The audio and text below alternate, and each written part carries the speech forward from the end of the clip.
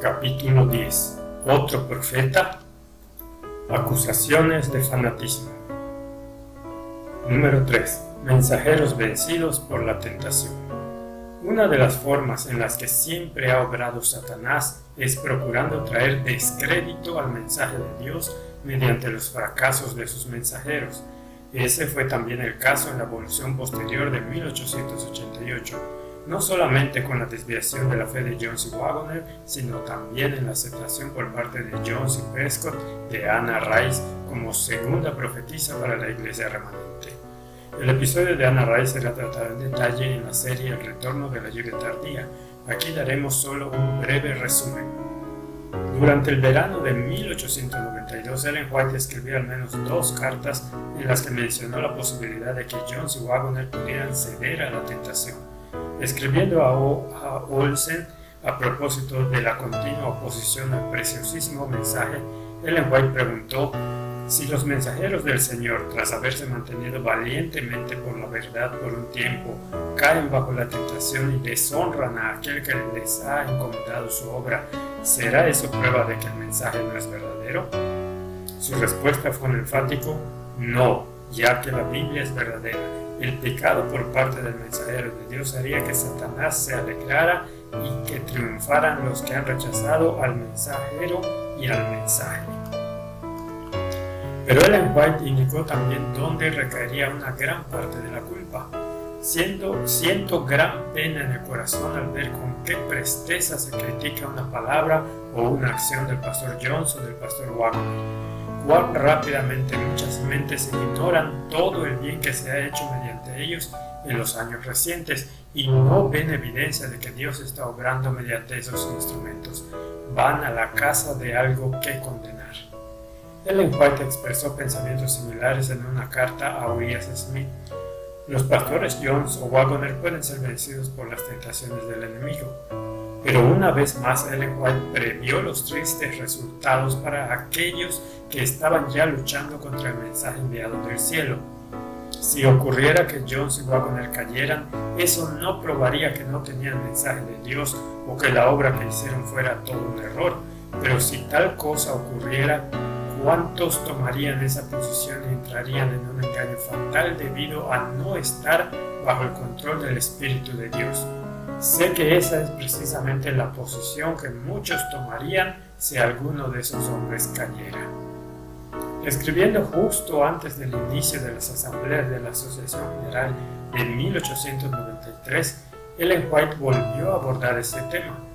No es la inspiración del cielo lo que lleva a uno a entregarse a la sospecha, acechando la oportunidad y lanzándose ávidamente a ella para demostrar que esos hermanos que difieren de nosotros en alguna interpretación de la Escritura no son sanos en la fe. Hay peligros en que tal curso de acción produzca el preciso resultado que está procurando evitar, y en gran medida la culpabilidad descansará sobre los que están al acecho del mal. No fue la oposición del mundo, sino la oposición en nuestras propias filas la que ha impuesto sobre los mensajeros del Señor, Jones y Waggoner, una tarea extenuante y probatoria, ya que han debido hacer frente a dificultades y obstáculos que no debieron existir. Todo lo dicho se debe tener en cuenta al analizar el episodio de Anna Rice Phillips. Anna C. Phillips nació en Inglaterra el 6 de mayo de 1865.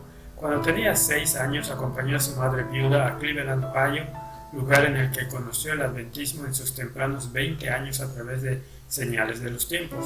Afectada por una mala salud, fue casi una inválida hasta experimentar una restauración completa en respuesta a la oración. En el encuentro campestre de Mount Vernon durante el verano de 1891, habiendo recuperado la salud y en su nueva capacidad para pensar y estudiar más eficazmente, Anna decidió, por sugerencia de G.A. Irwin, asistir a la Escuela Bíblica de Chicago, de 3 meses de duración que comenzó en noviembre de 1891. E.J. Waggoner, Miss Parmely, J.N. Loughborough, W.W. Prescott y G.B. Starr estaban por entonces relacionados con aquella escuela de Biblia.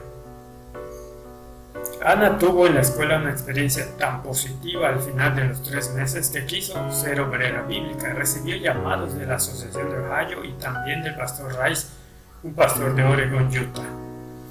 Tras mucha deliberación decidió ir al oeste, pero al llegar a Utah en la primavera de 1892 fue recibida con mucha frialdad por el hermano Rice.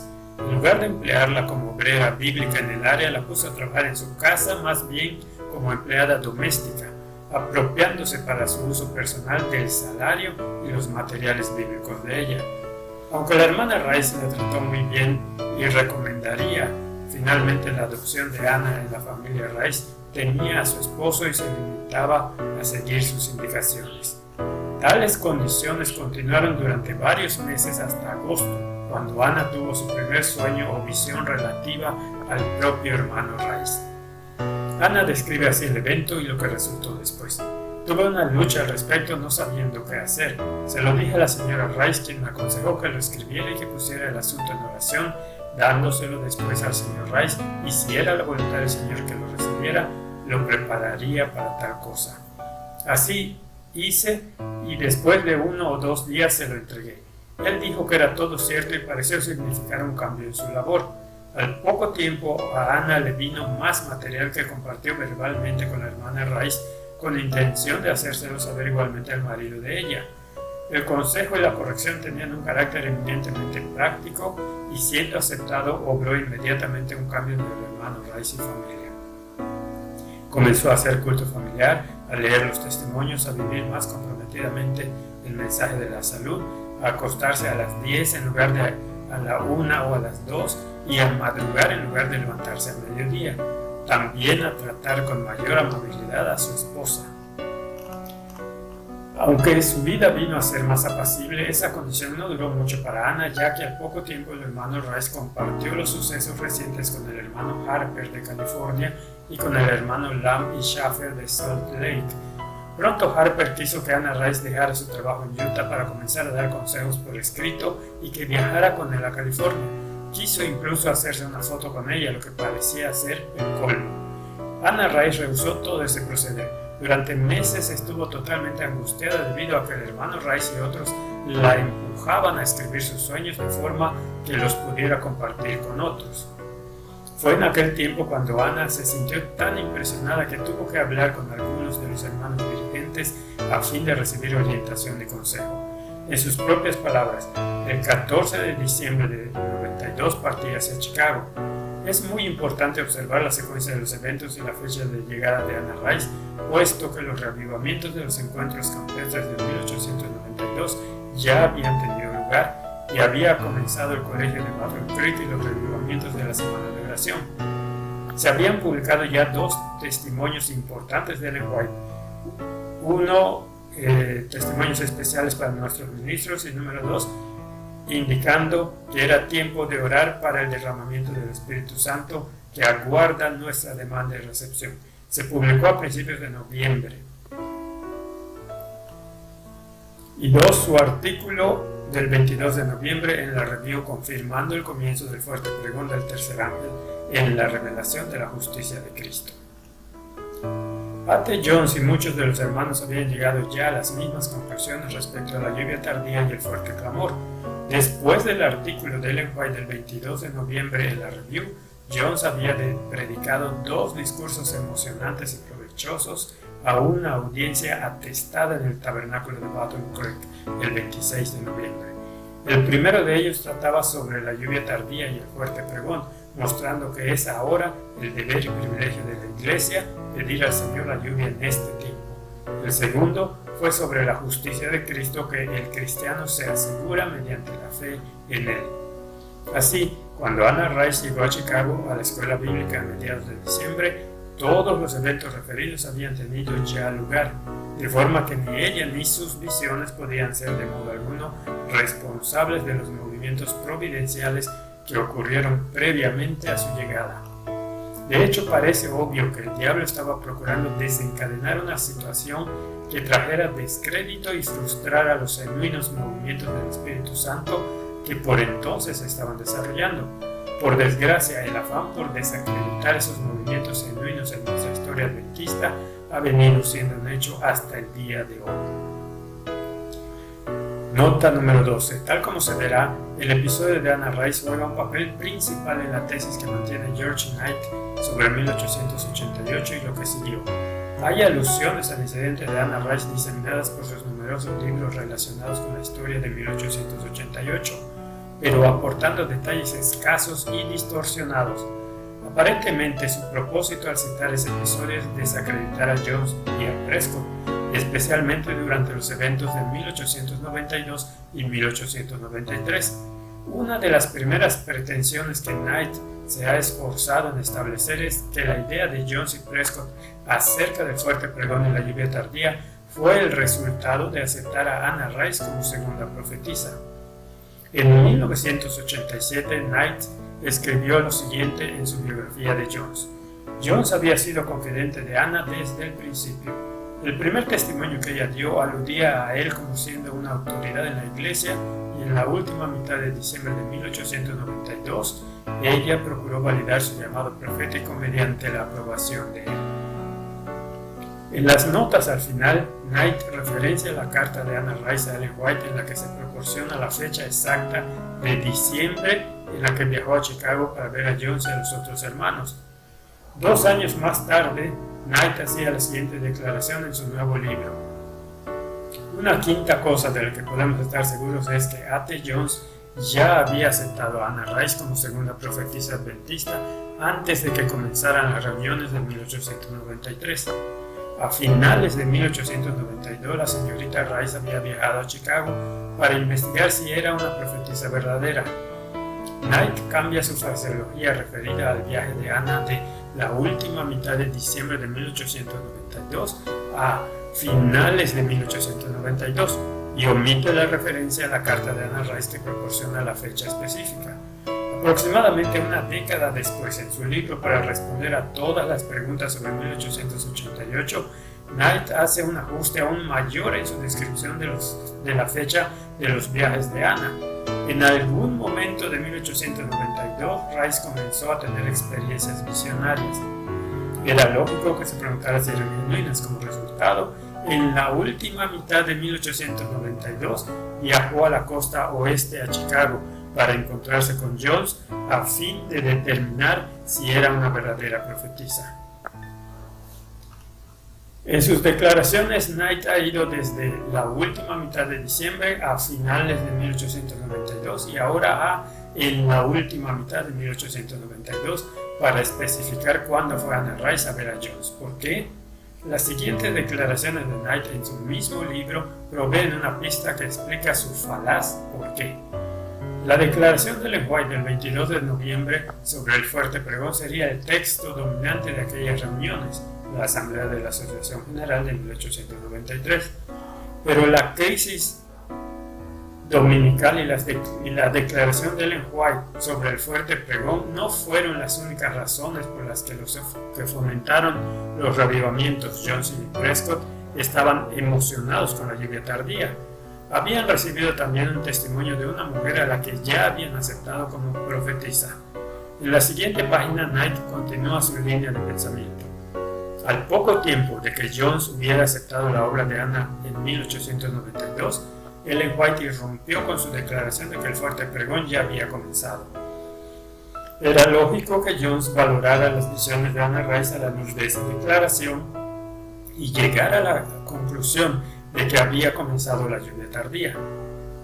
Así parece que Knight mueve a propósito la fecha del viaje en el que Anna Rice se encontró con Jones, desde finales de diciembre hasta al menos primeros de noviembre, a fin de poder substanciar su tesis consistente en que los reavivamientos de 1892 y 1893 estuvieron primariamente basados en el fanatismo y excitación de Jones y Prescott después de haber aceptado a Anna Rice como segunda profetisa y consecuentemente habiendo malinterpretado la declaración de Ellen White del 22 de noviembre en la Review relativa al fuerte pregón. ¿Qué licencia tiene George Knight para esa falta evidente de honestidad en su tergiversación de la historia adventista? ¿Puede ser esta la única ocasión en que haya intentado cambiar nuestra historia adventista? Pudiera ser que Knight haya pervertido esa historia simplemente a base de contarla y recontarla de forma irreflexiva, traicionado por su prejuicio, sin ser necesariamente un asunto de deshonestidad consciente. A.T. Jones y J.N. Loughborough eran los instructores principales en la escuela bíblica cuando llegó Anna. No obstante, Jones estuvo allí solo hasta el final de la semana, de forma que pudiera regresar a Battle Creek a tiempo para el inicio de la semana de oración, el 17 de diciembre.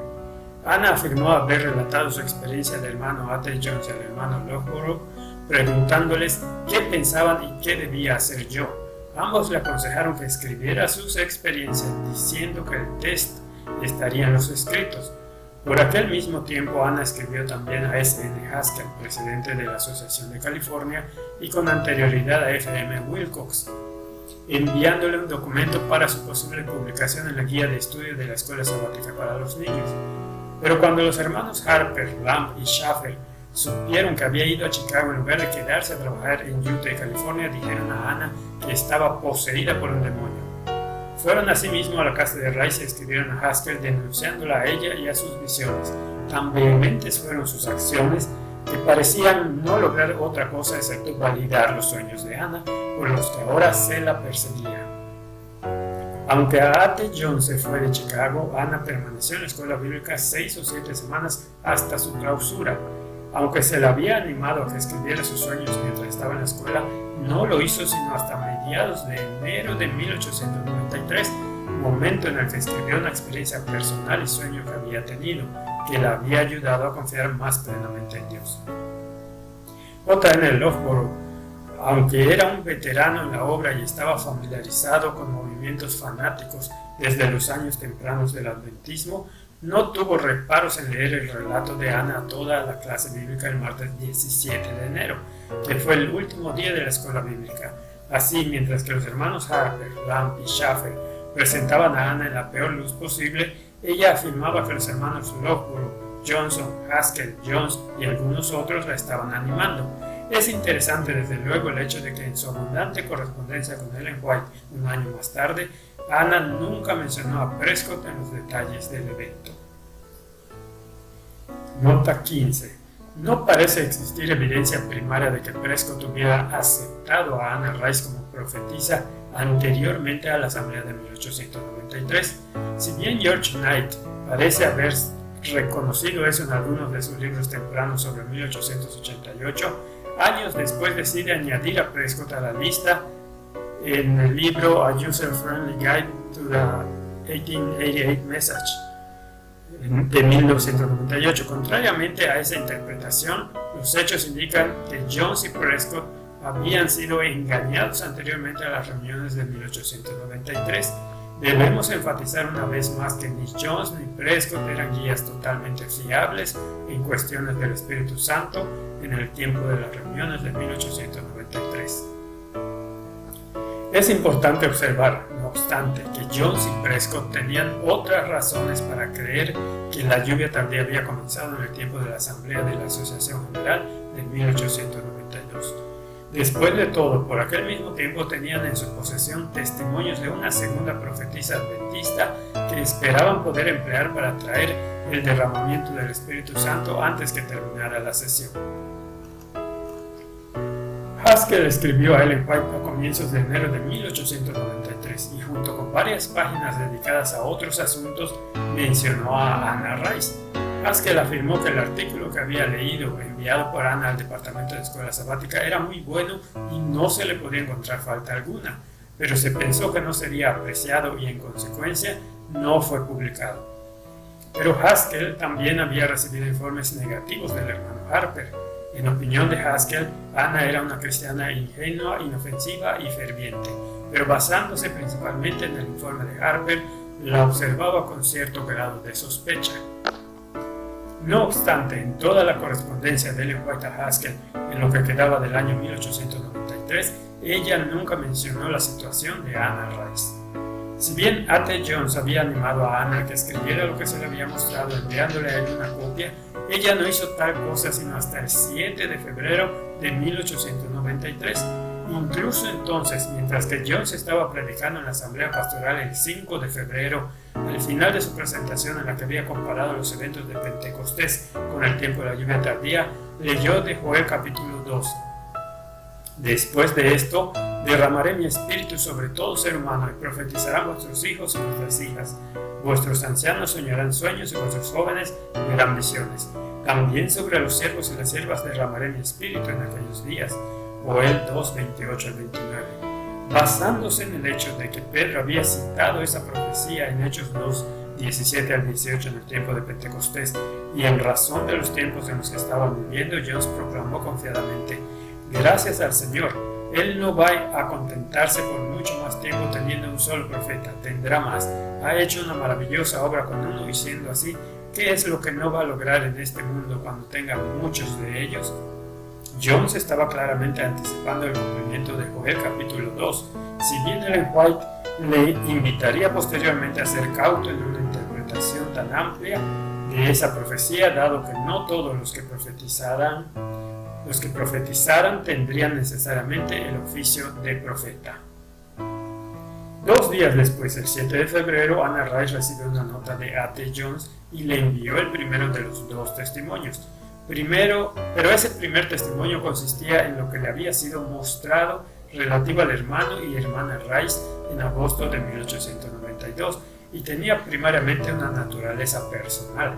Aunque Jones pudo sentirse inclinado a pensar que dicho testimonio era genuino, basándose en los resultados habidos en la familia Rice que Anna le había referido previamente, es improbable que hubiera pensado en compartir públicamente en la asamblea ese testimonio tan personal.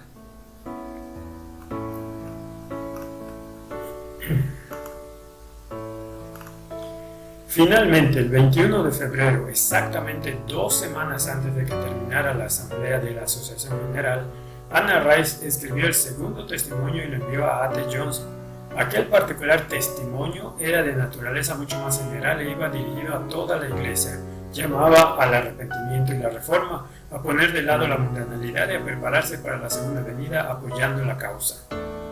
Con toda probabilidad fue ese testimonio el que, de acuerdo con C. McReynolds, Jones quiso leer en la sesión de la Asamblea de la Asociación General en 1893, pero O.A. Olsen se opuso a eso cuando Jones lo solicitó. Nota 20.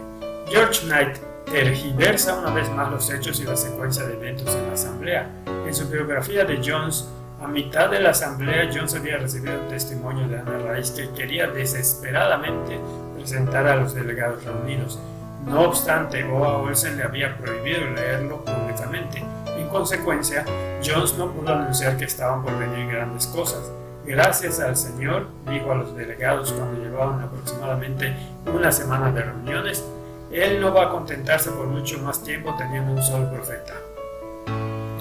Hay no obstante un gran problema.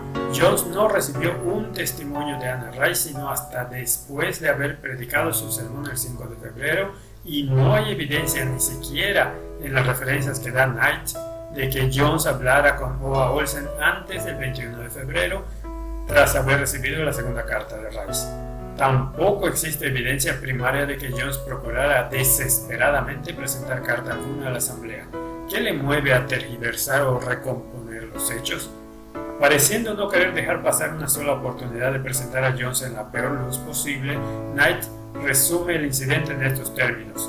Los adventistas pueden estar agradecidos porque en la asamblea de 1893 no se diese carta blanca a Jones, permitiéndosele leer la carta de Anna Rice, puesto que por aquel tiempo él no era un guía totalmente fiable. Su revivamiento de la lluvia tardía podía haber conducido al adventismo por caminos realmente extraños y pudo haber cambiado la naturaleza de la iglesia adventista del séptimo día, acercándola al pentecostalismo que por entonces se estaba desarrollando. En ese sentido es digno de mención que la última afiliación religiosa de Jones sería la de un grupo de pentecostales guardadores del sábado que hablaba en lenguas. Nunca pudo escapar a su inclinación por lo carismático. En relación con las conclusiones de Jones basadas en Joel 2, es interesante ver lo que el propio Knight dice respecto al texto, especialmente tras haber denigrado a Jones. La Iglesia ha de estar alertada de caer en el error opuesto si se manifiestan los dones espirituales de nuevo en su medio. No es imposible, por ejemplo, que Dios reactive el genuino don de profecía para desafiar o corregir la tradición o la autoridad administrativa. De hecho, basándonos en Joel 2, 28 al 32, parece que podemos esperar incluso el don profético en el futuro. En un tiempo como ese, la experiencia de Jones y Prescott en 1894 será de especial valor. Pero, ¿cómo podríamos beneficiarnos de la experiencia de Jones y Prescott si los historiadores tergiversan descaradamente los hechos relativos al evento de Anna Rice? Knight hizo declaraciones similares en una presentación en la Asamblea de la Asociación General del año 2000 en Toronto. Si yo fuera el diablo, haría que los adventistas estuvieran temerosos del Espíritu Santo. Demasiados entre nosotros tememos el pentecostalismo cuando pensamos en el tema del Espíritu Santo. Hace algunos años, en una presentación en la Asamblea de la Asociación General, observé que los adventistas no creen realmente las 27 doctrinas fundamentales, especialmente la referida a los dones espirituales. Creemos en el don espiritual más bien que en los dones espirituales, y la mayor parte de nosotros restringimos ese don a una persona que ha reposado tranquila en su tumba en los últimos 85 años. ¿Qué sucedería si estando en el púlpito recibiera de repente el don de lenguas, un don genuino? Podría ser expulsado. ¿Qué sucedería si tuviera el auténtico don de profecía? Probablemente se crearía un comité masivo para estudiar la situación en los siguientes 10 años. He de admitir que el simple hecho de hablar de esas cosas me pone nervioso, porque no es posible controlar al espíritu. Por otra parte, en Joel 2 tenemos la promesa del derramamiento espiritual en los últimos días, derramamiento espiritual que con toda probabilidad dividirá a la iglesia por la mitad. ¿Cuánto pensamos realmente acerca del Espíritu Santo y el derramamiento de la lluvia tardía? Pero ¿es posible que el diablo haya provocado ya un trastorno aún mayor en nuestras filas debido a la tergiversación de nuestra propia historia? Aunque A.T. Jones y otros pudieron haber considerado en aquel tiempo que Anna Rice era un cumplimiento de la profecía bíblica relativa a que Dios iba a dar visiones a los jóvenes y a las jóvenes, no existe evidencia creíble de que sus presentaciones, que le fueron asignadas con 6 meses de antelación, o las manifestaciones del Espíritu Santo en la Asamblea Pastoral y de la Asociación General, fueran motivadas o influenciadas por una creencia tal o mediante la influencia de Anna Rice.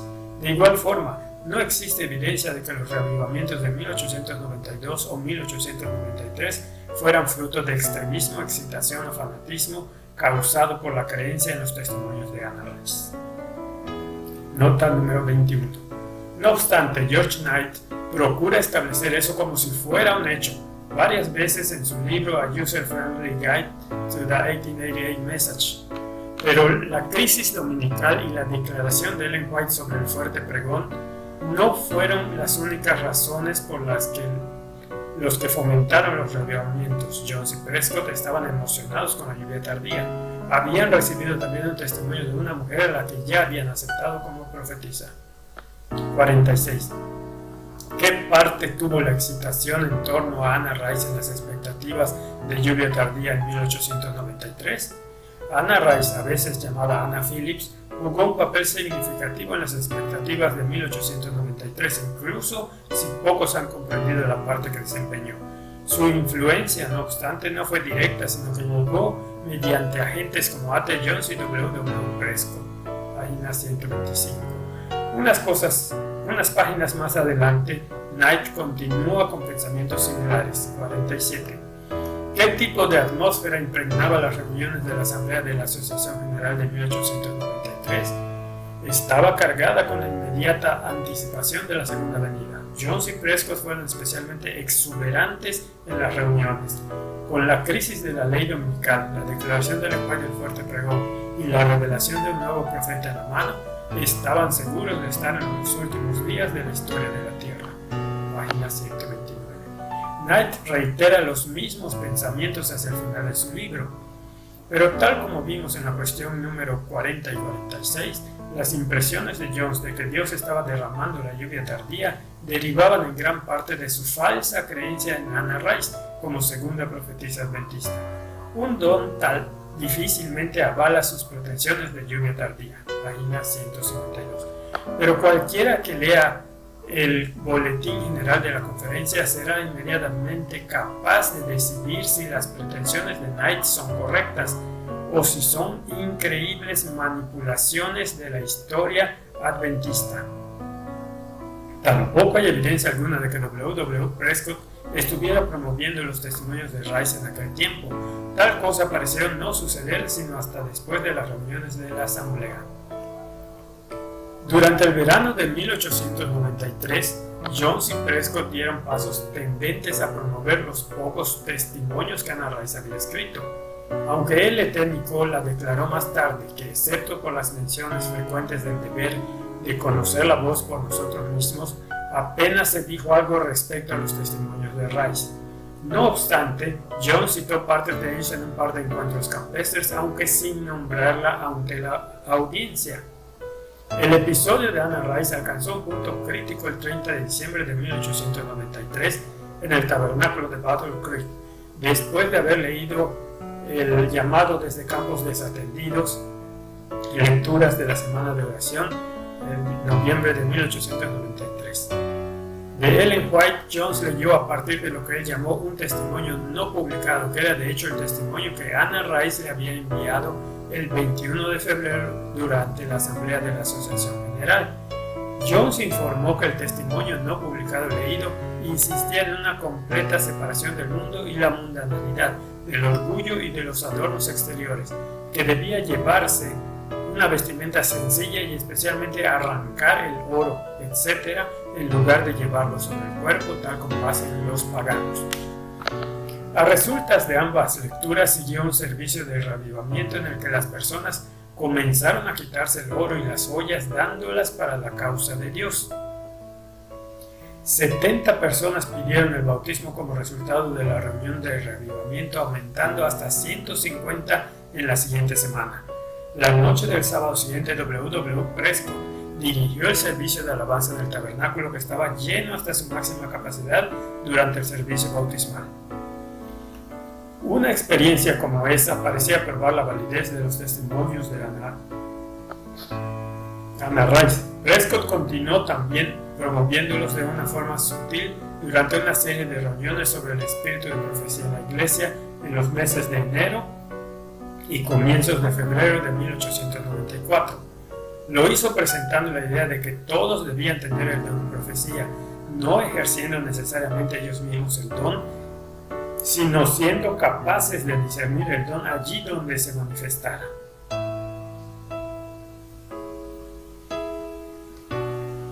Pero el movimiento se detuvo repentinamente cuando llegó un testimonio de Ellen White al buzón del correo de A.T. Jones a mediados de febrero. Ellen White intentó poner las cosas en su debido orden.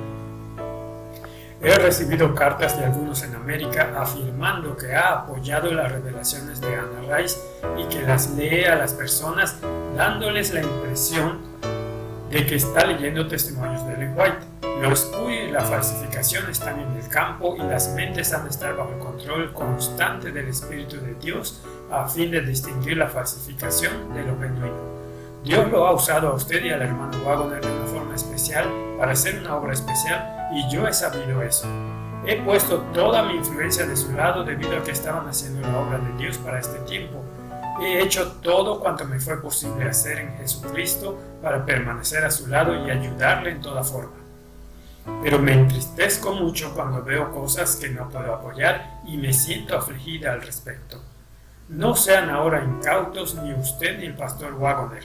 No avancen a asuntos que no son apropiados y que no armonizan con el propio mensaje que Dios ha dado. Si se desviaran incurriendo en algún error, se pondría en entredicho la obra que el Señor me ha encomendado, tanto como la que ambos han estado haciendo, que ha estado siempre bajo la sospecha y oposición de parte de cierta clase. Si ustedes cometieran algún error, ellos se sentirán justificados en sus ideas previas y en sus celos, en su actitud de acecho y sospecha. El último párrafo no fue publicado. Nota número 28.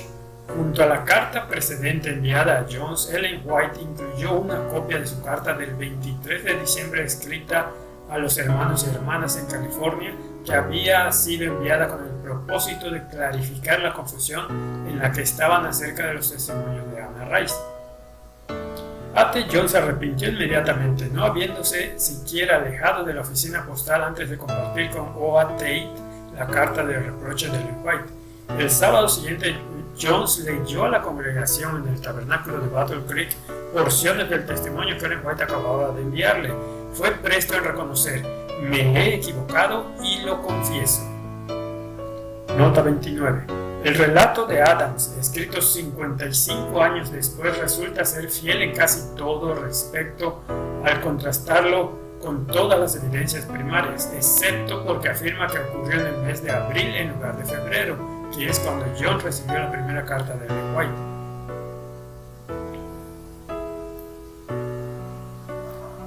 Escribiendo a Ellen White poco tiempo después, O.A. Olsen informó que se le dijo que cuando el hermano John recibió su comunicación, rompió a llorar como un niño. También F.M. Wilcox afirmó que cuando el pastor John recibió las cartas se sintió verdaderamente mal. Nota 31. Desgraciadamente, en ocasiones se han ignorado las veces en que John se arrepintió inmediatamente tras haber recibido consejo de Ellen White por errores cometidos, y se ha proyectado en su temprana experiencia el resentimiento contra ella que solo en sus últimos años desarrolló. El caso de A.T. Jones está representado falsamente de ese modo en una carta alojada en Ellen White Estate, que fue escrita a William Armstrong en 1923. Si bien la carta es más veraz en su descripción de algunas de las actitudes de Jones en sus años tardíos, presenta incorrectamente lo que siguió el episodio de Anna Rice. La prueba de que A.T. Jones perdió el buen espíritu de Dios que había albergado hasta entonces, 1893, quedó patente en su apoyo a Anna Phillips Rice como profetisa. Hizo tal cosa en reuniones públicas en el tabernáculo. Cuando la hermana White lo reprobó por ello, según una visión que el Señor le dio en Australia, se volvió contra la hermana White y tiró todos los preciosos volúmenes escritos por el testimonio de Jesús. Para mí, hermano Armstrong, eso no fue la obra del Espíritu de Dios. Es también desafortunado que cuando se menciona a A.T. Jones en la literatura moderna, frecuentemente se acompañe de un breve comentario despectivo, gracias en parte a los años que llevan presentándolo negativamente algunos historiadores adventistas. Este es el informe de un ejemplo de ese tipo de representación falsa que tuvo lugar en la celebración del reciente 150 aniversario de la organización formal adventista. Bill Knott, redactor y editor ejecutivo de las revistas Adventist Review y Adventist World, disertó sobre las vidas y carreras eclesiásticas de Hull, adventista, solo por 6 años, y de A.T. Jones, cuya implicación se extendió por décadas e incluyó algunos de los roles más influyentes en la iglesia. No obstante, a pesar de toda su energía y destreza, la mente que nunca pudo captar los matices de gris rehusó igualmente recibir el consejo de alguien que se apellidara White, explicó Knott, refiriéndose al abundante consejo que la cofundadora adventista Ellen White dio a Jones. Otro ejemplo típico se encuentra en un devocional anual, Lecturas Matinales para Adultos, publicado para España en 2015. Desde los orígenes del movimiento adventista ha habido personajes que se han concentrado en el rechazo y los ataques contra el ministerio profético de Ellen White. Dudley M. Carnwright, John H. Kellogg, Albion F. Ballinger, Alonzo T. Jones, Ronald L. Numbers y Walter T. Reed, entre otros. Todos han tratado de desacreditar a Ellen White negando la revelación e inspiración del Espíritu Santo en sus escritos. Pero hay un Dios en los cielos, 201, lectura para el 14 de julio. Paradójicamente, ese mismo año en España se prefirió publicar ese libro devocional en lugar del que se proporcionó al resto del mundo hispanohablante, que es Maranatha, el Señor viene, cuya autora es la supuestamente atacada defendida de Ellen White. Esa artillería indiscriminada dirigida contra Jones no añade mucho a las pretendidas frescas perspectivas en la historia eclesiástica del adventismo ni tiene en cuenta las veces en que Jones se arrepintió prestamente tras recibir consejo de Ellen White. ¿Por qué esa inclinación a presentar a Jones en la peor luz posible? Pero Jones no se paró ahí en su arrepentimiento, sino que hizo todo cuanto pudo para corregir personalmente el error que había cometido. Tras haber recibido el testimonio de Ellen White, detuvo inmediatamente la circulación de los testimonios de Rice, pidiendo que fueran devueltos y quemados. L.T. Nicola o a Olsen el 2 de marzo de 1894. Jones se dirigió asimismo a varios de los hermanos dirigentes en la iglesia de Battle Creek, comunicándoles que Ellen White había condenado la obra de Anna Rice. Se dispuso a hacer pública la totalidad del testimonio que Ellen White le había enviado, pero le pareció prudente recabar primeramente el consejo de los hermanos dirigentes durante el consejo de primavera, a fin de evitar causar un mal mayor al intentar remediar el asunto, del que hizo al promover los testimonios.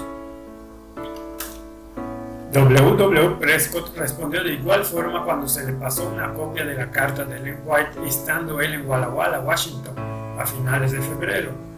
S.N. Haskell informó de que Prescott aceptó inmediatamente el testimonio y dijo: ahora mismo me dispongo a deshacer en la medida de lo posible todo cuanto haya hecho en su favor. Nota 34. La carta de Ellen White llegó el día en que Prescott había planeado leer uno de los testimonios de Rice a la facultad y estudiantes del colegio Walla Walla, cambiando sus planes de forma correspondiente. Ver también S.N. Haskell a Ellen White, 9 de marzo de 1894. Tanto Jones como Prescott escribieron cartas a Ellen White pidiendo disculpas por los problemas que habían causado, solicitándole consejo y evidencias en los testimonios de Rice que debieran haberlos alertado de los peligros. Nota 35. Desgraciadamente no parecen conservarse esas cartas de Jones y Prescott a Ellen White. No obstante, se las menciona o referencia en las cartas siguientes. Ellen G. White a W. Prescott y A. T. Jones, carta 68, 16 de abril de 1894. Debe observarse que Jones y Prescott no fueron los únicos en recibir el consejo de Ellen White. La propia Anna Rice, la señora Rice y hasta cierto punto el pastor J. D. Rice aceptaron el reproche de Ellen White. Las supuestas visiones de Anna Rice cesaron inmediatamente. Más tarde fue una fiel obrera bíblica y sirvió por muchos años a la denominación.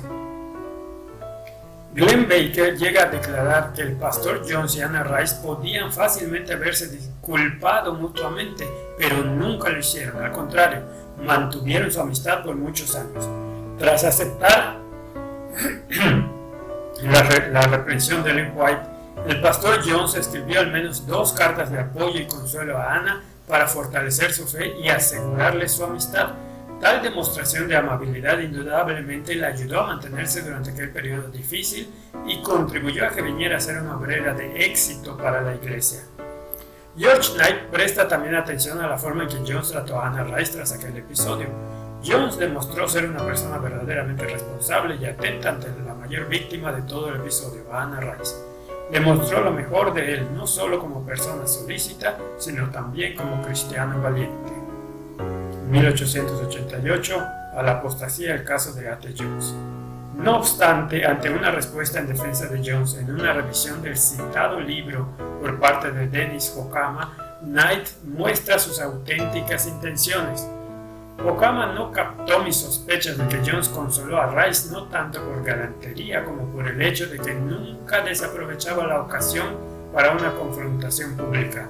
Jones medró en las causas impopulares durante toda su carrera. Ellen White recordó posteriormente a Jones la forma en que él había expresado profundo pesar por la parte que había desempeñado en ese movimiento imprudente, acudiendo a ella en busca de instrucción a fin de poder evitar siempre errores como aquel. Ellen White respondió en parte la cuestión de no haber encontrado sentimientos particularmente orientables en los testimonios de Rice, afirmando que no había nada muy evidente en lo escrito.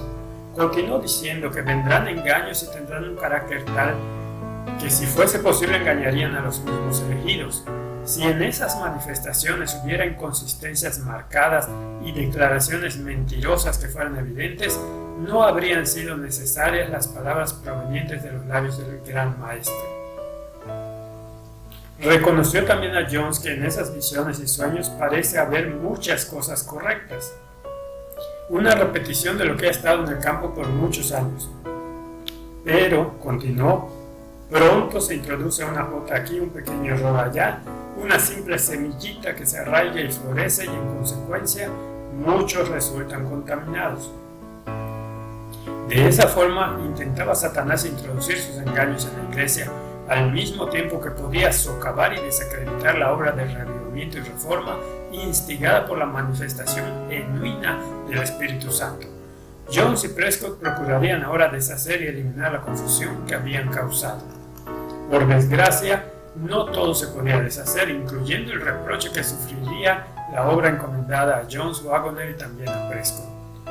Ahora esa cierta clase que siempre se había mantenido en las sospechas y la oposición, según predijo Ellen White, se iba a sentir justificada en sus antiguas ideas y celos, en su actitud de acecho y sospecha. En contraste, algunos hombres tales como F.M. Wilcox y S.N. Haskell no dudaron en reconocer que eran igualmente vulnerables a la equivocación. Haskell sugirió incluso que si Prescott y Jones, que carecían de la experiencia de los primeros años del adventismo, hubieran podido consultar con Elias Smith u otros hermanos veteranos, no habrían cometido la equivocación. No obstante, J.N. Loughborough, que era uno de los pioneros veteranos, apoyó inicialmente a Anna Rice.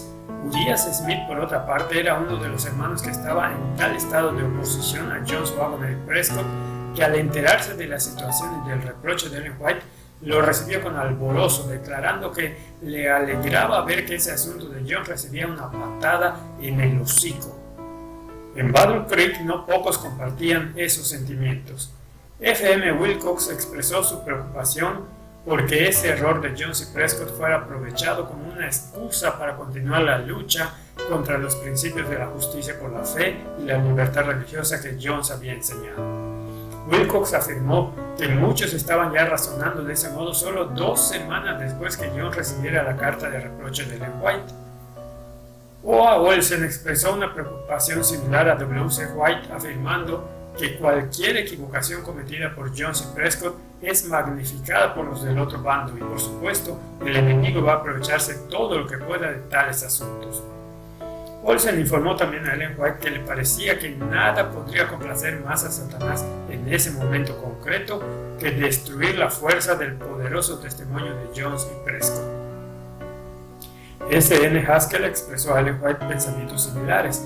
No creo que haya 2 personas que lamenten más profundamente que Jones y Prescott lo sucedido. Creo que se han arrepentido sinceramente y han hecho todo cuanto estuvo a su alcance para contrarrestar su influencia lo mejor que han sabido. Espero sinceramente desde lo profundo de mi alma que nuestros hermanos no se lancen sobre ellos 2. Ellen White respondió a tales preocupaciones escribiendo una respuesta de 15 páginas a S.N. Haskell para intentar evitar esa temida reacción. No tengo más que tiernos sentimientos hacia Anna Rice. Estoy realmente apenada por ambos, el hermano Prescott y el hermano Jones. Hoy tengo más confianza en ellos de la que he tenido en el pasado y creo plenamente que Dios será su ayudador, su consuelo y esperanza. Tengo los sentimientos más amables hacia nuestros hermanos que han cometido esa equivocación y quisiera decir que a quienes menosprecian a los que aceptaron el reproche se les va a permitir que atraviesen una prueba que hará manifiesta su propia debilidad personal y sus defectos de carácter. Los hermanos Jones y Prescott son los mensajeros escogidos por el Señor, amados por Dios. Han cooperado con Dios en la obra para este tiempo. Si bien no puedo apoyar sus errores, estoy en simpatía y unión con ellos en su obra general. Esos hermanos son embajadores de Dios. Han sido rápidos en captar los brillantes rayos del sol de justicia y han respondido impartiendo la luz celestial a otros. Si es que han temido rehusar aquello que tenía apariencia de ser luz, si se han adherido en demasía a lo que era engañoso creyendo que era el consejo de Dios, ¿debiera alguien disponerse a señalar su falta, a criticarlos o a quejarse, siendo que ahora reconocen que no fueron tan cuidadosos como debieron ser para distinguir la tendencia de un testimonio que tenía la apariencia de ser divino? Ellen White sugirió también que aquella experiencia podía demostrar ser de gran beneficio para John Prescott y para otros que habían puesto a estos donde solo Dios debe estar. Algunos habían aceptado demasiado fácilmente todo cuanto se les dijera sin estudiarlo ni buscar con esmero el consejo de Dios para ellos mismos. Pero cuando Ellen White comparó las acciones de Jones y Prescott con las de quienes habían estado luchando contra la verdad por tanto tiempo, para nada excusó la continua rebelión de estos últimos. Van a endurecerse en su resistencia a la luz y disculpar su dureza de corazón, que no les ha traído más que tinieblas y el desagrado de Dios, aquellos que han estado rechazando de forma manifiesta la luz, rehusando aceptar al Espíritu Santo debido a que algunos otros hermanos que han recibido la luz del Espíritu Santo de Dios han dado un paso equivocado. En la presentación del mensaje actual se ha tenido que pelear cada centímetro de terreno y algunos no se han reconciliado con la providencia de Dios, quien ha seleccionado a los hombres adecuados para llevar este mensaje especial. Preguntan, ¿por qué no ha escogido a los hombres que han estado por años en la obra? La razón es porque él sabía que esos hombres que tenían una gran experiencia no habrían hecho la obra según el camino de Dios y según él ha dispuesto. Dios ha escogido a los precisos hombres que él quería y tenemos razón para estarle agradecidos porque esos hombres hayan llevado adelante la obra fielmente y por ser los portavoces de Dios. El Señor les ha enviado ahora un aviso debido a que no han visto todas las cosas claramente, debido a haberse puesto en peligro. Gracias al Señor porque no resistieron el mensaje de advertencia que el Señor vio oportuno enviarles, y de esa forma no han cometido el grave error de quienes han estado resistiendo por años el Espíritu de Dios. No saquen ventaja del error de sus hermanos, quienes han sido negligentes en recibir la luz y la verdad. No los señalen con el dedo ni hablen palabras vanas debido a que los escogidos de Dios han sido demasiado vehementes en sus ideas y han llevado ciertos asuntos con demasiada determinación. Necesitamos una vehemencia tal, pues nuestra obra no es una obra pasiva, sino agresiva. Los agentes escogidos de Dios se habrían alegrado en asociarse con los hombres que se mantuvieron alejados de ellos, cuestionando, criticando y oponiéndose. Si hubiera existido unión entre esos hermanos, tal como Cristo enseñó que debía haber entre sus discípulos, se habrían evitado algunas equivocaciones y errores que han ocurrido. Pero si los hombres que debieron emplear su influencia en hacer avanzar la obra han estado obrando para impedirla y han ocurrido equivocaciones que no se habrían dado en caso de haberse mantenido en sus puestos del deber, ¿a quiénes tendrá Dios por responsables de esos últimos errores? Precisamente tendrá por responsables a quienes debieron haber estado recogiendo luz y en unión con los centinelas fieles en estos días de peligro. Pero, ¿dónde estuvieron? En la posición de quienes no reciben luz para ellos mismos e interceptan la luz que Dios quisiera enviar a otros. Por consiguiente, la culpa recaía en quienes habían estado luchando contra la verdad por tanto tiempo, que de otra forma hubieran sido capaces de beneficiar con su experiencia a Jones y Prescott. Un asunto, no obstante, preocupaba a Ellen White más que cualquier otro: el de identificar las manifestaciones verdaderas del Espíritu Santo con el fanatismo, intentando excusar una actitud como esa debido al error de Jones y Prescott. Lo que es esencial para la promulgación de la verdad es el don del Espíritu Santo, que ha de guiar, conducir y guardar el alma del poder engañoso de Satanás en estos últimos días de trampa y engaño.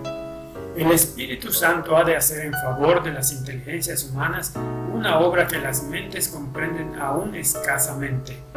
Ante nuestra vista se han de abrir nuevos aspectos de la verdad. Se aprecian muy escasamente las riquezas de la palabra de Dios. A menos que el Espíritu Santo haga su obra en el corazón humano, el carácter no se desarrollará según la similitud divina. Como en el día de Pentecostés, el bautismo del Espíritu Santo llevará a un reavivamiento de la religión verdadera, a la visitación de ángeles y a la realización de muchas obras maravillosas. Vendrán a nuestro medio inteligencias celestiales y los hombres hablarán movidos por el Espíritu Santo de Dios. Pero si el Señor obrara entre los hombres, tal como lo hizo en el día de Pentecostés, y después de él, muchos que ahora hacen profesión de creer la verdad saben tan poco sobre la operación del Espíritu Santo que clamarían: cuidado con el fanatismo. Dirían de quienes estuvieran llenos del Espíritu: estos hombres están borrachos con vino nuevo. El gran pecado de quienes profesan ser cristianos es que no abren el corazón para recibir el Espíritu Santo. Cuando las almas anhelan a Cristo y procuran ser uno con Él, aquellos que están satisfechos con una forma de piedad exclaman: tened cuidado, no vayáis a los extremos. Sé que el Señor ha obrado con su propio poder en Battle Creek. Que nadie procure negar eso, ya que al hacer tal cosa pecará contra el Espíritu Santo. El hecho de que pueda haber necesidad de avisar y precaver a cada uno para que camine atentamente y en oración, a fin de que la influencia engañosa del enemigo no los aparte de la Biblia, no debe hacer suponer que Dios no va a manifestar su poder entre su pueblo creyente.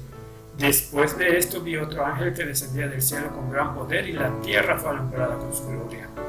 Algunas almas verán y recibirán la luz, pero quienes han estado por largo tiempo resistiendo la luz debido a que ésta no vino precisamente de acuerdo con sus ideas, estarán en peligro de llamar tinieblas a la luz y luz a las tinieblas. Tristemente, nada de lo que dijo Ellen White detuvo en aquel tiempo a algunos que continuaban expresando su opinión de que los reavivamientos de 1892 y 1893, con sus manifestaciones del Espíritu Santo, fueron simplemente resultado del fanatismo y la excitación. Y desgraciadamente, esa sigue siendo la noción que se expresa y promueve hoy. Nota número 49. George Knight ha venido repitiendo esa acusación por más de 25 años, afirmando que el reavivamiento de 1892-1893 estuvo basado en la excitación fanática, como resultado de que Jones y Prescott interpretaron falsamente la declaración de Ellen White del 22 de noviembre, que a su vez fue consecuencia de aceptar a Anna Rice como profetisa. Fueron Jones y Prescott y no la señora White quienes suscitaron la excitación de 1893 hasta alcanzar grandes proporciones, mediante una exégesis de la declaración que ella hizo en noviembre de 1892, según la luz de la interpretación de ellos relativa a la formación de la imagen de la bestia en el verano de 1892. Uno se enfrenta al hecho brutal de que el fácilmente excitable Jones no era un líder totalmente fiable en 1893. Incluso si tenía un mensaje oportuno centrado en Cristo, también había aceptado visiones de Anna Rice y habría presentado sus testimonios como un estímulo para el reavivamiento en su mensaje del fuerte pregón de la Asamblea de la Asociación General de 1893, si Olsen no le hubiera impedido hacerlo. Nunca debemos olvidar que tenía el problema perenne del extremismo. Tras la debacle de Rice, Ellen White llamaría al adventismo a huir de enfocarse en la excitación y a regresar al Evangelio de la Salvación, tal como se lo encuentra en la Biblia. From 1888 to Apostasy, página 100-101. Esa conclusión nos retrotrae a la declaración de Ellen White del 22 de noviembre de 1892, que dice que el fuerte pregón comenzó en 1888, dado que esa cita sirvió como punto focal a la excitación de la lluvia tardía en los encuentros de 1893, merece un análisis detenido. Un segundo asunto: la ahora famosa declaración del 22 de noviembre no la hizo famosa Ellen White, sino Jones y Prescott y sus seguidores de aquellos días sobre el significado de la declaración del fuerte pregón. Uno queda con la inconfundible impresión de que la ahora famosa declaración fue tremendamente exagerada en la excitación de aquellos tiempos.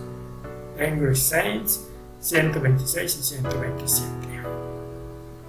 Desgraciadamente, el exuberante Jones leyó equivocadamente aquella declaración, confundió el fuerte pregón, un mensaje, con la lluvia tardía, el poder para impulsar el mensaje, y orquestó toda una excitación escatológica en la Asamblea de la Asociación General de 1893.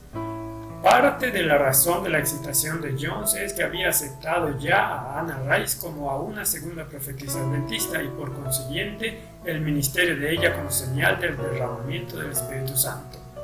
Desgraciadamente ella demostró ser una falsa profetisa, pero tal cosa no resultó evidente antes que Jones y Prescott hubieran agitado el adventismo al respecto en 1893 y 1894. Jones, en su entusiasmo característico, había fallado no solo en discernir el problema de Anna Rice, sino también en la no tan sutil diferencia entre el fuerte pregón y la lluvia tardía. A Search for Identity, página 109. Contrariamente a esa interpretación de que 1893 marcó la retirada del don celestial de la lluvia tardía, los hechos indican que Jones y Prescott habían estado engañados antes del comienzo de las reuniones de 1893. Hemos de volver a enfatizar que ni Jones ni Prescott eran guías totalmente fiables en asuntos del Espíritu Santo en el tiempo de las reuniones de 1893. Si bien desconocemos todas las razones para la demora de la segunda venida, aparentemente no fue un rechazo de la versión de A.T. Jones de la lluvia tardía en 1893. A User-Friendly Guide to the 1888 Message, página 128.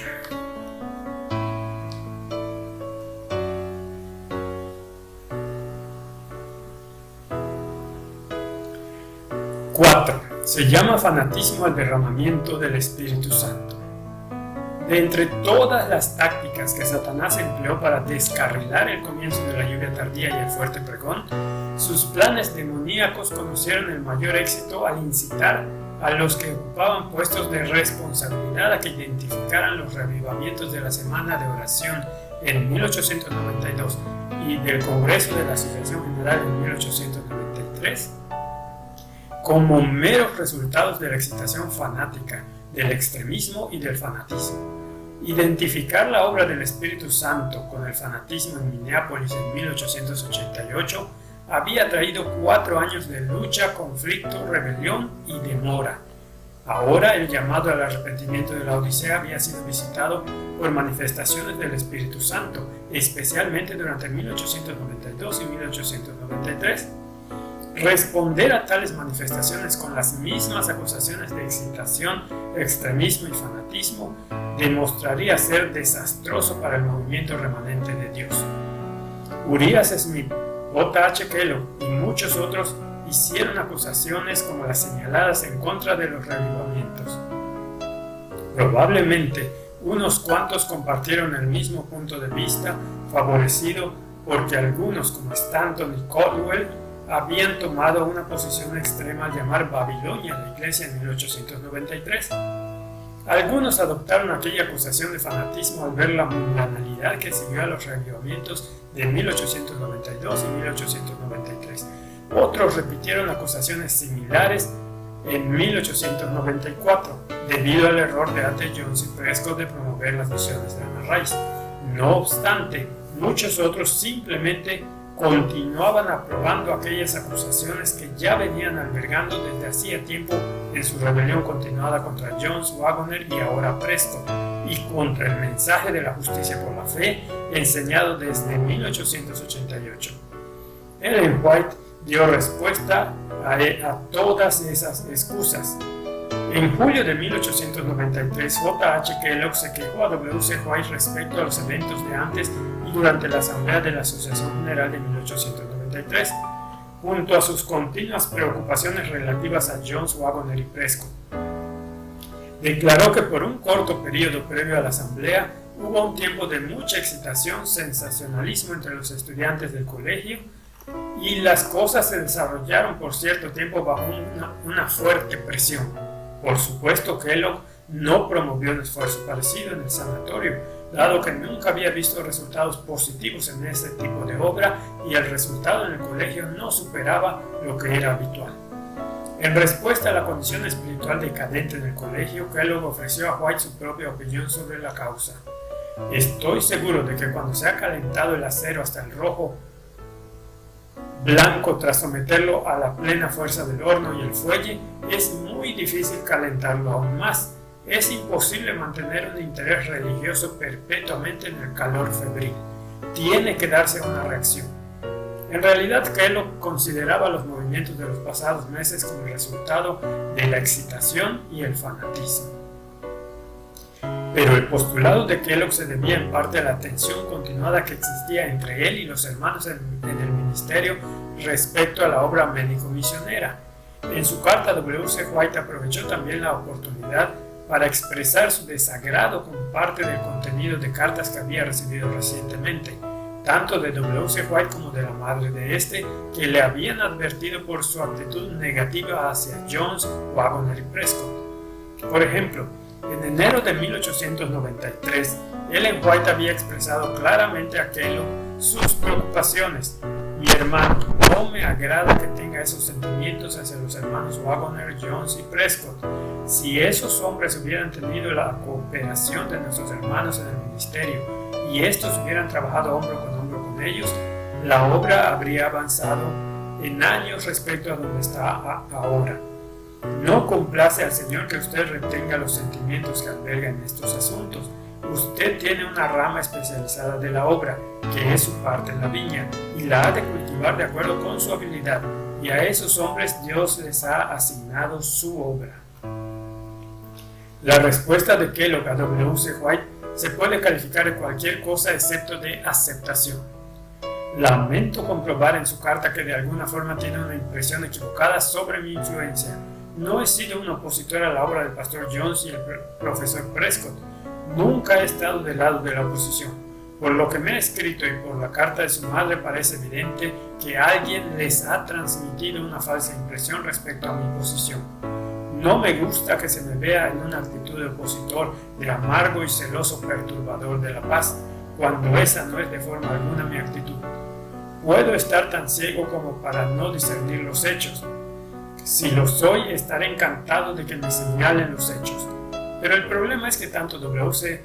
como Ellen White le habían señalado a Kellogg los hechos y él no había estado interesado en escucharles adecuadamente.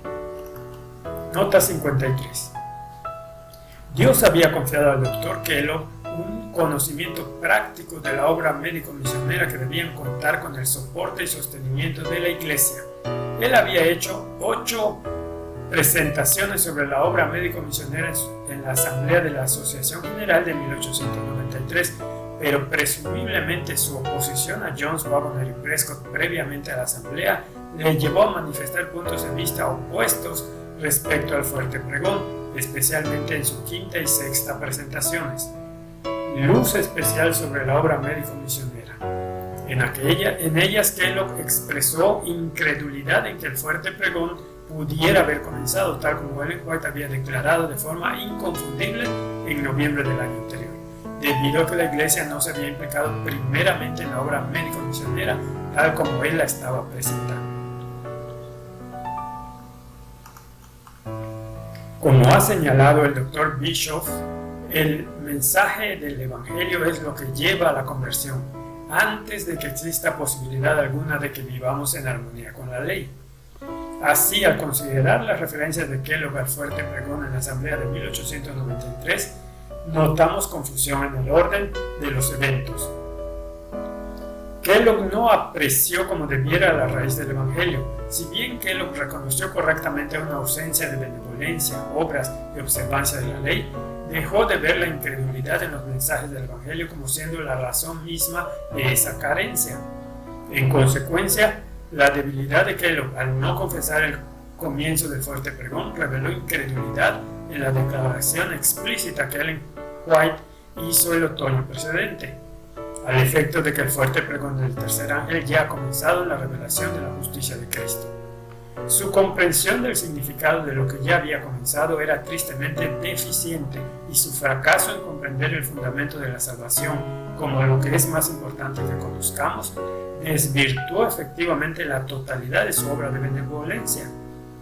El Dr. Bischoff concluye así: debemos confrontar el poder que hubo en el comienzo del fuerte pregón y reconocer que la falta de una respuesta de fe a aquel mensaje es lo que perpetúa la condición laodicense, ya que el fuerte pregón incluía una proclamación del mensaje a la Odisea. La resistencia de Kellogg al mensaje del fuerte pregón y subsecuentemente a los mensajeros impidió la implementación de la obra especial que se le había asignado.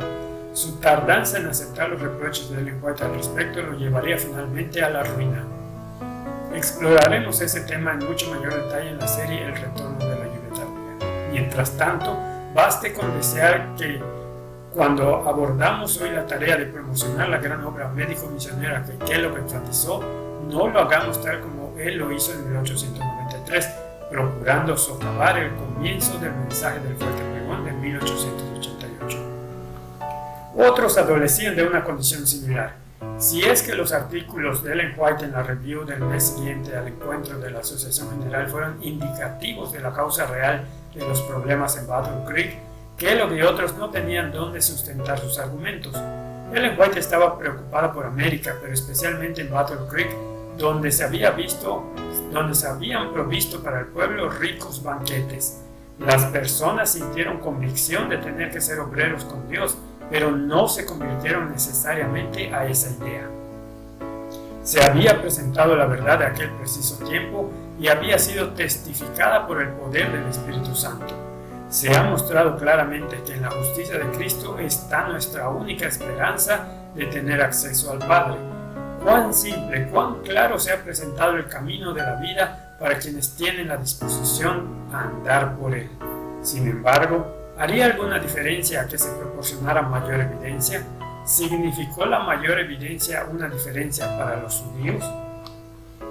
¿Rompería las barreras interpuestas entre la verdad y el alma una evidencia mayor y manifestaciones más poderosas? No. Se me ha mostrado que se ha dado evidencia suficiente. Quienes rechazan la evidencia que ya se ha presentado no resultarían convencidos por pruebas más abundantes. Son como los judíos. En nuestro día hay menos excusa para la terquedad e incredulidad de la que hubo para los judíos en los días de Cristo. No tenían a su disposición el ejemplo de una nación que hubiera sufrido la retribución por su incredulidad y desobediencia. Pero nosotros disponemos de la historia del pueblo escogido de Dios que se separó de él y rechazó al príncipe de la vida. Muchos dicen, si hubiera vivido en los días de Cristo, no habría tergiversado sus palabras ni habría interpretado falsamente su instrucción. No lo habría rechazado ni crucificado tal como hicieron los judíos. Pero eso se demostrará en la forma en que tratáis su mensaje y a sus mensajeros hoy. El Señor está probando hoy a las personas tanto como probó a los judíos en su día. Cuando envía sus mensajes de misericordia, la luz de su verdad, os está enviando el Espíritu de verdad, y si aceptáis el mensaje, aceptáis a Jesús. Quienes afirman que de haber vivido en los días de Cristo no habrían actuado como hicieron los que rechazaron su misericordia, van a ser probados hoy.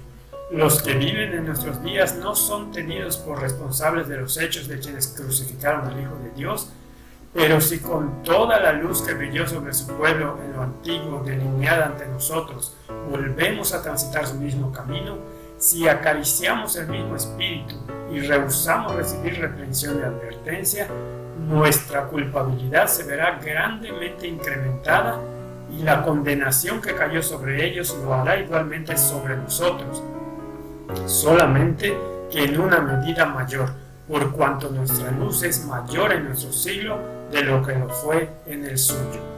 Review and Herald, 11 de abril de 1893. Una semana después, Ellen White concluyó su artículo comparando la historia de los judíos con el tratamiento dispensado modernamente a su mensaje y mensajeros.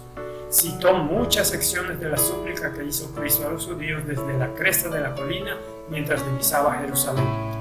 No obstante, el clamor de Cristo fue desoído por los judíos incrédulos, quienes solo vieron en él a un impostor. ¿Cuál sería el caso del pueblo remanente de Dios?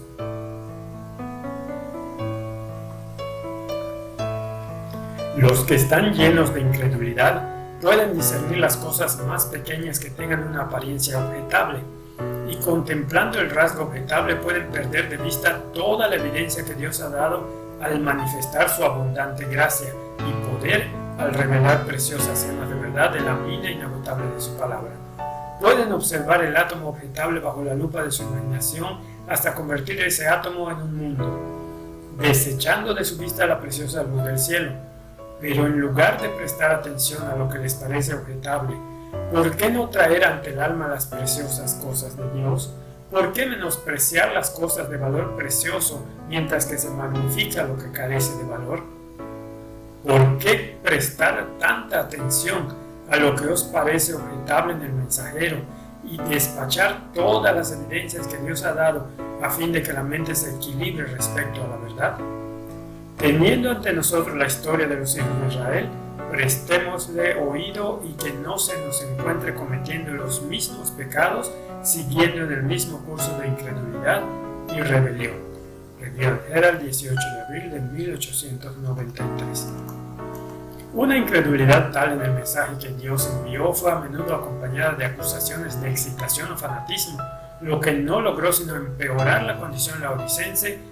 Hacia octubre de 1893, Ellen White escribió a W. Prescott en respuesta a preocupaciones relativas al estado decadente del colegio y la obra en Battle Creek. Abordando la cuestión de cuán genuino fue el derramamiento del Espíritu Santo en la Asamblea de la Asociación General de 1893, declaró inequívocamente que todas las revelaciones de Dios en la Asamblea las reconozco como proviniendo de Él. No osaré decir que esa obra fuera excitación y entusiasmo infundado. No. Dios se acercó a vosotros y el Espíritu Santo os reveló que tenía un cielo lleno de bendiciones, incluyendo luz para alumbrar al mundo. Nota 56. La implicación aquí es el mensaje de Apocalipsis 18:1 en referencia al fuerte pregón bajo la dirección de la lluvia tardía. Sin embargo, Ellen White explicó la forma en que la mundanalidad había hecho incursión, habiendo tenido lugar una reacción y en las mentes de muchos quedó un sentimiento de desprecio, una impresión de que pudieran haber sido engañados, de que habían manifestado demasiado celo. Como es de suponer, tales ideas resultaron magnificadas a resultas de la influencia de quienes habían estado cuestionando todo el tiempo el movimiento. Si se hubiera apreciado como era debido la manifestación del Espíritu Santo, habría cumplido para el receptor aquello que Dios había dispuesto, una buena obra en el perfeccionamiento del carácter a semejanza del de Cristo. Pero hubo una falta de consagración a Dios, una falta de abnegación y de humillación, y mediante una aplicación incorrecta y una malversación se ha producido duda e incredulidad. Se llega incluso a cuestionar si la obra es de Dios o si es una oleada de fanatismo, y Satanás está exultante. Escribiendo poco tiempo después a Urias Smith, quien había acusado el mismo de fanatismo a los reavivamientos de 1892 y 1893, Ellen White le advirtió estrictamente en contra de tomar un curso de acción como el suyo. Se me han enviado informes escritos en relación a los movimientos del Espíritu de Dios en la última asamblea y en el colegio que indican claramente que debido a que no se ha vivido a la altura de esas bendiciones, las mentes se han confundido, de forma que se ha llamado excitación a lo que fue luz del cielo. Me entristece que el asunto se perciba de esa manera. Debemos ser muy cuidadosos en no contristar al Espíritu Santo de Dios al atribuir alguna clase de fanatismo lo que es la administración del Espíritu Santo. Ellen White sabía que Dios había obrado de una forma notable y advirtió que nadie se aventurara a decir que no se trata del Espíritu de Dios. De hecho, dio este consejo: estamos precisamente autorizados a creerlo y a orar por ello. Pues Dios está más deseoso de dar el Espíritu Santo a quienes se lo piden que los padres a dar buenas dádivas a sus hijos. Ellen White explicó a Smith que Satanás había hecho caer en la tentación a muchos, que podía sugerir a muchas mentes que la luz enviada del cielo era solo fanatismo, excitación, pero las condiciones de deterioro de Battle Creek no se debían al fanatismo, sino a que quienes recibieron las bendiciones no habían anunciado las virtudes de aquel que los llamó de las tinieblas a su luz admirable.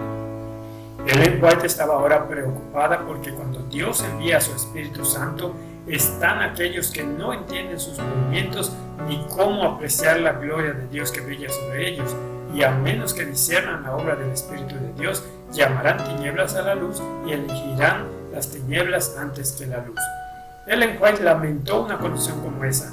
He estado atemorizada, terriblemente atemorizada de que aquellos que sintieron los brillantes rayos del sol de justicia pues no tengo la menor duda de que recibieran el Espíritu Santo, llegaran a la conclusión de que las bendiciones celestiales de Dios son un engaño.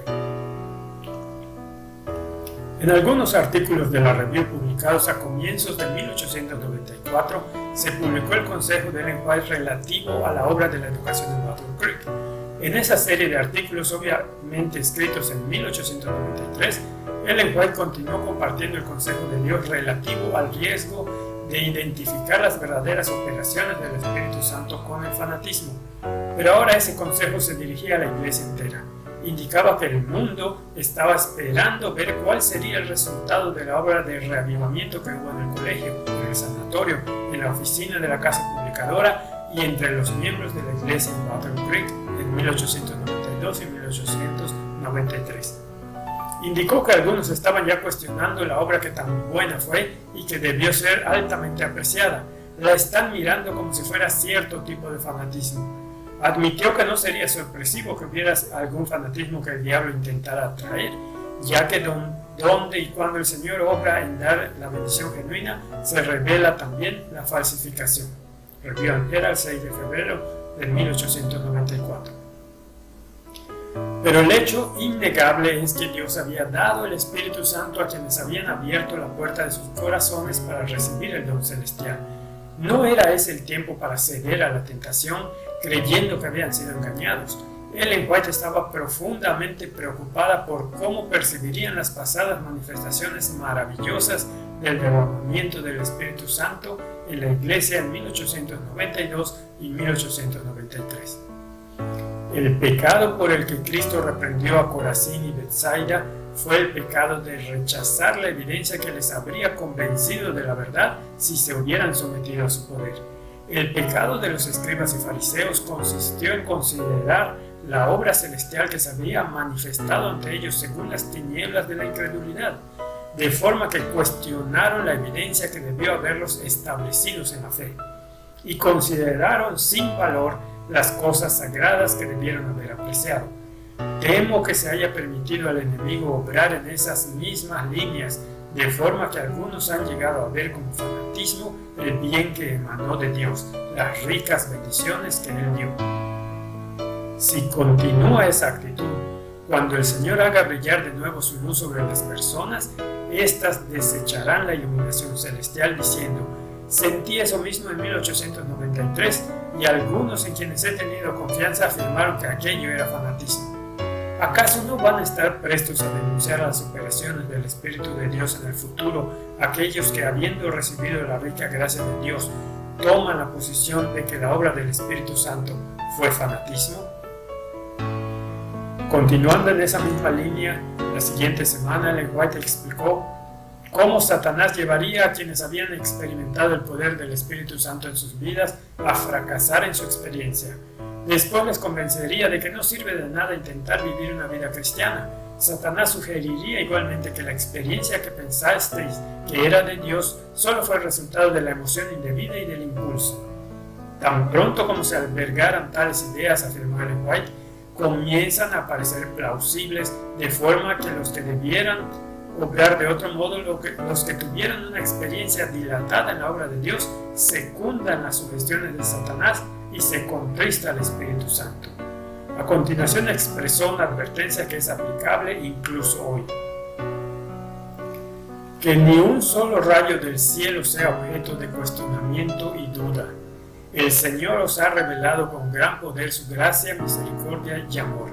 Y los que acusan a la obra de Dios de excitación indebida y la llaman fanatismo, están ciertamente en un terreno peligroso. En caso de no desandar sus pasos, sus conciencias se volverán cada vez menos sensibles y tendrán una apreciación cada vez menor del Espíritu de Dios. Les resultará cada vez más difícil comprender el mensaje de Dios. ¿Por qué? Porque están pecando contra el Espíritu Santo y como resultado de su resistencia se colocan allí donde no pueden reconocer al Espíritu de Dios. Están disponiéndose en contra de cualquier instrumento que Dios pueda usar para salvarlos de la ruina. Es peligroso dudar de las manifestaciones del Espíritu Santo, puesto que si se duda de ese agente, no hay poder en reserva que pueda operar en el corazón humano. Los que atribuyen la obra del Espíritu Santo a los agentes humanos, afirmando que estaban animados por una influencia indebida, están separando sus almas de la fuente de bendición, sea cual sea el pecado. Si el alma se arrepiente y cree, se puede lavar la culpa mediante la sangre expiatoria de Cristo. Pero quien rechaza las revelaciones del Espíritu de Dios y las atribuye a instrumentos humanos, está en peligro de situarse allí donde no vendrán a él el arrepentimiento ni la fe. Uno rehúsa permitir al Espíritu Santo que ablande su corazón, que lo enternezca y le traiga contrición, y lo que debiera haberlo suavizado se percibe como fanatismo. De esa forma es inducido a rechazar el don celestial. Cualquier plan que Dios pueda disponer para impresionar su corazón será tergiversado mediante esa sugestión de Satanás. El maligno interpone su sombra infernal entre el alma y Dios, y se percibe la obra de Dios como si fuera excitación y engaño. El espíritu se esfuerza en vano, ya que toda la suficiencia del Evangelio es incapaz de sojuzgar el alma y subsanar el error. El hábito de resistirse tiene un arraigo tal, ha interpretado por tanto tiempo la luz como siendo tinieblas y fanatismo, que la obra más manifiesta del Espíritu Santo se convierte para él, mediante su incredulidad, no en un sabor de vida, sino de muerte. Siento un peso en el alma que no parece aligerarse, sino al contrario, según converso con hombres y mujeres responsables en Battle Creek. En la noche que me veo dirigiendo los llamamientos más fervientes a quienes debieran estar mucho más avanzados de lo que ahora están, debido a la misericordia y la gracia que el Señor les ha concedido. El consejo de Ellen White enviado del cielo no pudo llegar en mejor momento, dado que la Iglesia Adventista, particularmente en su sede principal en Battle Creek, habría de afrontar de nuevo el desafío en relación con el mensaje genuino enviado del cielo. No es de extrañar que se agravara el pesar del alma que afectaba a Ellen White.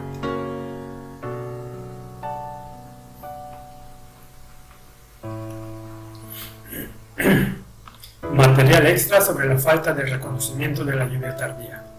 Si es así como reacciona cuando Dios envía el bien, puede estar seguro de que los reavivamientos serán escasos. Cuando venga el Espíritu de Dios se lo llamará fanatismo, como en el día de Pentecostés.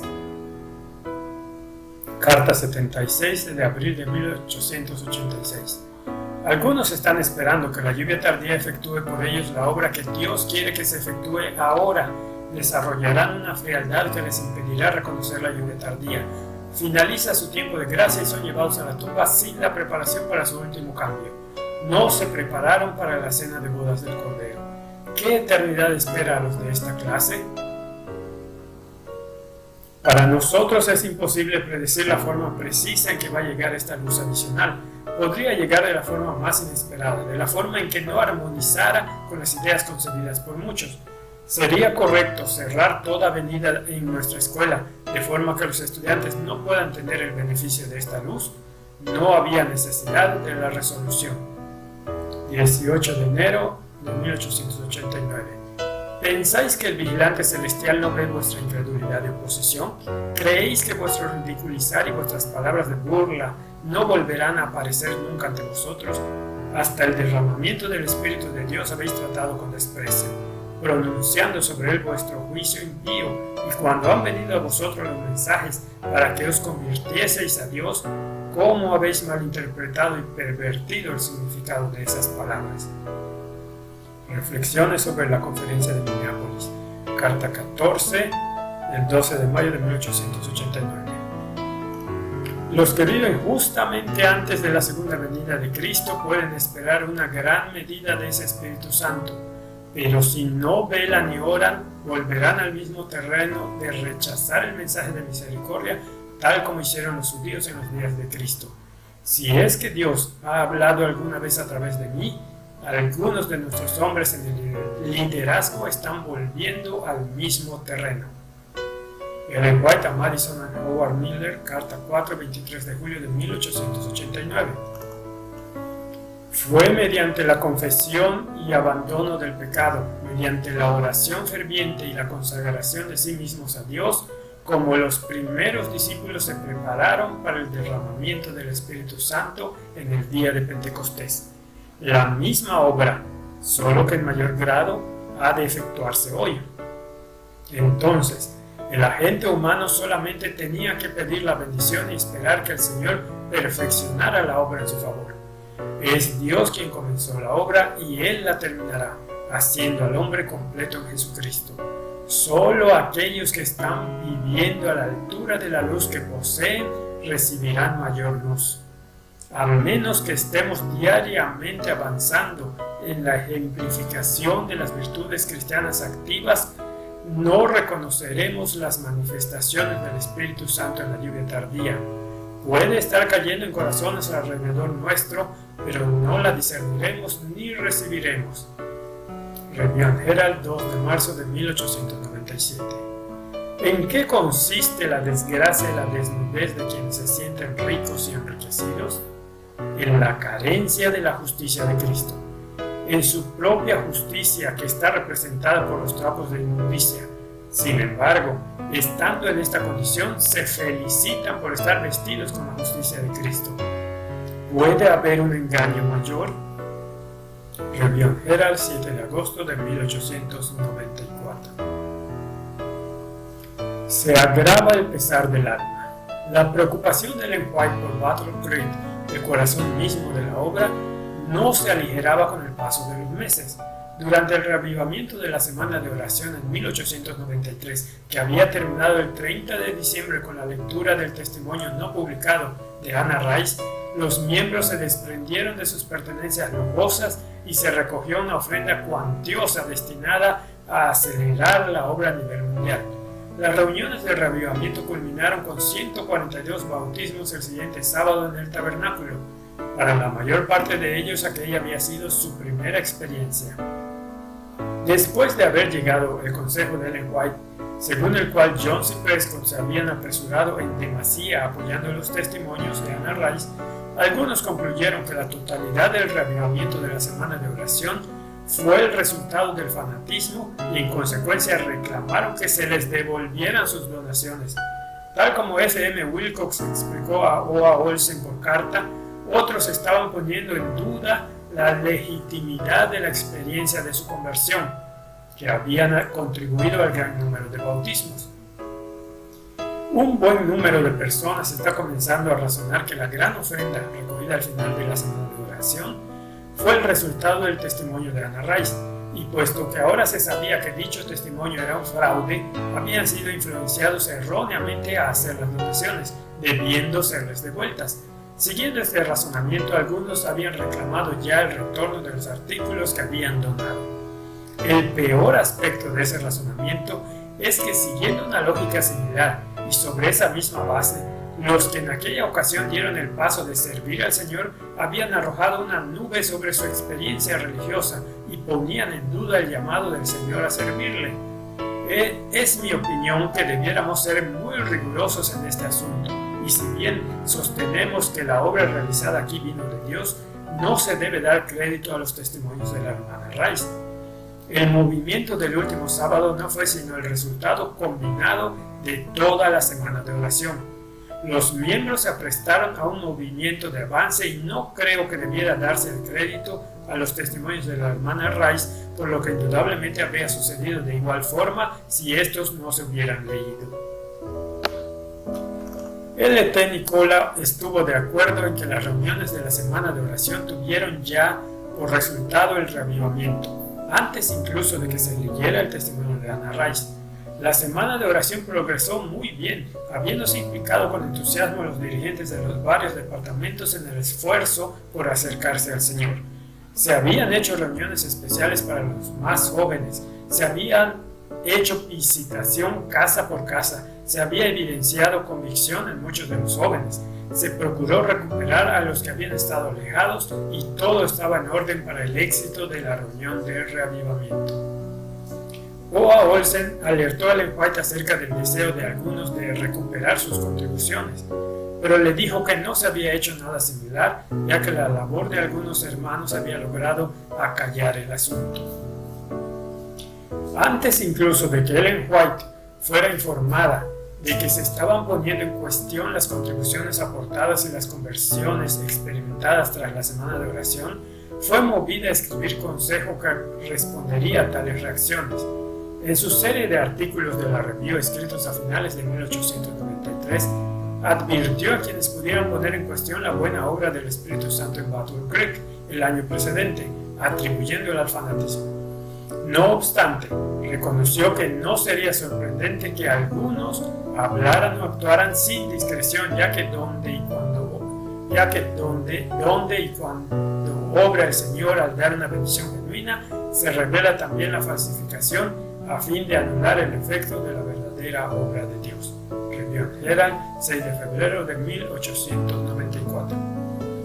Cuando Ellen White fue más consciente de la situación de Anna Rice en las semanas que siguieron, repitió el mismo consejo afirmando que si le era posible, Satanás intentaría mezclar la falsificación con lo genuino, de forma que en el esfuerzo por separar ambas, las almas estarían en peligro. Declaró: cuando y donde Dios obre, Satanás y sus ángeles están sobre el terreno. Escribiendo a Jones varias semanas después, Ellen White describió la severa prueba de sufrimiento mental que había atravesado al resultar impresionada por la forma en que algunos se aprovecharían poniendo así en peligro sus almas al tomar la falsa posición respecto a la operación del Espíritu Santo en el agente humano, a resultas de la equivocación cometida por Jones y Prescott. En una carta que envió a S.M. Haskell aquella misma semana, en la que defendía a los arrepentidos Jones y Prescott, Ellen White afirmó sin vacilación: sé que el Señor ha obrado mediante su propio poder en Battle Creek, que nadie procure negarlo, ya que en tal caso pecará contra el Espíritu Santo. El que hubiera sido necesario advertir y precaver a que todos velaran y oraran a fin de que la influencia engañosa del enemigo no los lograra apartar de la Biblia, no era razón para suponer que Dios no va a manifestar su poder entre su pueblo creyente. Ellen White amonestó a que no se resistiera ni un solo rayo de luz, que no se interpretara como tinieblas ninguna operación del Espíritu de Dios. Cuando se informó a Ellen White de que algunos estaban pensando en reclamar la devolución de sus donaciones depositadas en la ofrenda que se recogió en la clausura de la semana de oración, esta respondió en una carta dirigida a los hermanos en Battle Creek. Se refirió precisamente al derroche y ostentación de la locura de la bicicleta que ahora había afectado a Battle Creek, sugiriendo que incluso las noticias que aparecían en nuestras revistas exaltando las bicicletas era mejor eliminarlas y en su lugar incluir información sobre los campos en el extranjero. A continuación, abordó el asunto de la gran ofrenda recolectada durante la semana de oración. No cuestionó los verdaderos movimientos del Espíritu Santo que habían motivado a dar con sacrificio a la causa, ni atribuyó tales movimientos al fanatismo. América, y especialmente Battle Creek, donde ha estado brillando la mayor luz del cielo sobre el pueblo, puede convertirse en el lugar de mayor peligro y oscuridad debido a que no se continúa practicando la verdad ni caminando en la luz. ¿Cuál fue el significado del movimiento del pasado invierno, 1893-1894, de desprenderse de las joyas y ornamentos? ¿Fue para enseñar a nuestro pueblo una lección? ¿Fue el Espíritu Santo quien los movió a hacer esas cosas y a utilizar el importe obtenido en el avance de la obra de Dios en el extranjero? ¿Ha estado Satanás contrarrestando el movimiento del Espíritu Santo en los corazones humanos a fin de que se produzca una reacción y se dé lugar a otro mal? La actual manifestación de la locura de la bicicleta es llamativamente inconsistente con ese movimiento de desprenderse de los ornamentos y desechar las indulgencias egoístas que absorben los recursos, la mente y los afectos, desviándolos hacia canales falsos. Es tiempo de que se introduzca un orden de cosas diferente en Battle Creek. De otra forma, los juicios de Dios caerán ciertamente sobre su pueblo. Su bendición ha reposado en gran medida sobre nosotros. ¿Ha logrado convertiros en obreros juntamente con Él? ¿No está nuestro pueblo en Battle Creek demostrando a los incrédulos que no cree aquello que pretende defender? Dios los ha llamado a que abandonen toda clase de indulgencia egoísta. Dado que la iglesia ha recibido gran luz, está en peligro si no camina en ella y si no se pone las bellas vestiduras. Se levanta y brilla. Las tinieblas nublarán la visión de forma que se verá como tinieblas lo que es luz y como luz lo que son tinieblas. Nota 70. En ocasiones se ha comprendido equivocadamente el consejo relativo a las bicicletas. En el tiempo en que se escribió aquella carta, las bicicletas costaban unos $150, una gran cantidad en aquella época. Sin embargo, muchos adventistas estaban comprándose bicicletas de forma que la moda invadió rápidamente Battle Creek. Los ciclistas hacían carreras, ferias y desfiles. Una tarde de mayo de 1894, 250 ciclistas desfilaron desde el campus hasta las afueras de la ciudad, decorando con banderas y farolillos de papel las ruedas de sus bicicletas. Todo ello mientras estaban llegando llamados mediante el testimonio de Jesús a dar con sacrificio para sustentar la sufrida labor misionera alrededor del mundo. Fue en ese contexto en el que Ellen White escribió su carta a Battle Creek, en la secuela del episodio de Anna Rice, que había suscitado acusaciones falsas contra la manifestación genuina del Espíritu Santo que había resultado en aquella ofrenda con sacrificio.